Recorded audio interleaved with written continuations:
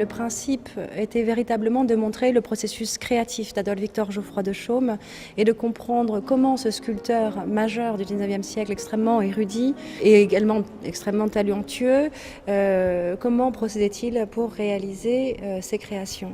Donc c'est ce qui a véritablement défini la présentation de plus de 300 objets. Dans ces œuvres graphiques, il y a des incunables de la photographie signée Marville, Mestral, des dessins et également des estampes de grande valeur, dont une de Dürer par exemple, et puis évidemment tous les moulages qui ont servi à la réalisation pour le sculpteur, tous les travaux préparatoires.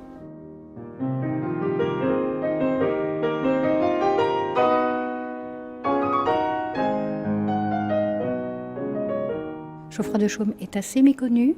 Il a travaillé aux côtés d'architectes qui sont eux très connus, comme par exemple Viollet-le-Duc, pour des chantiers de restauration.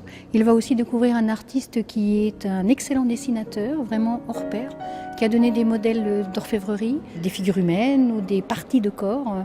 Et il y a plusieurs exemples qui sont de toute beauté et que sûrement vont vous émouvoir comme ils nous ont émus nous-mêmes lorsqu'on les a vus la première fois.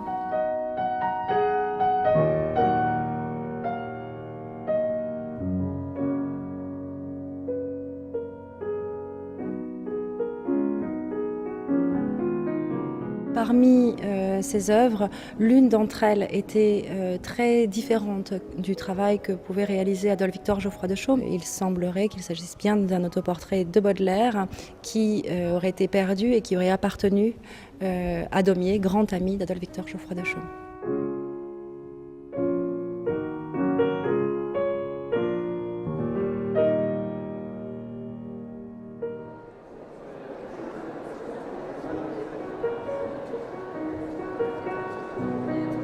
Cet artiste, je ne le connaissais pas et grâce à cette exposition, je l'ai découvert, mais vraiment, c'est à voir. Très scientifique, avec beaucoup de recherches, j'ai beaucoup aimé. Heureux de l'humanité qui s'est racontée dans cet atelier et qui décrypte mieux ses œuvres. C'est une exposition très intéressante et je ne soupçonnais pas cet artiste. Et elle donne un bon éventail, je pense, des activités de Geoffroy de Chaume.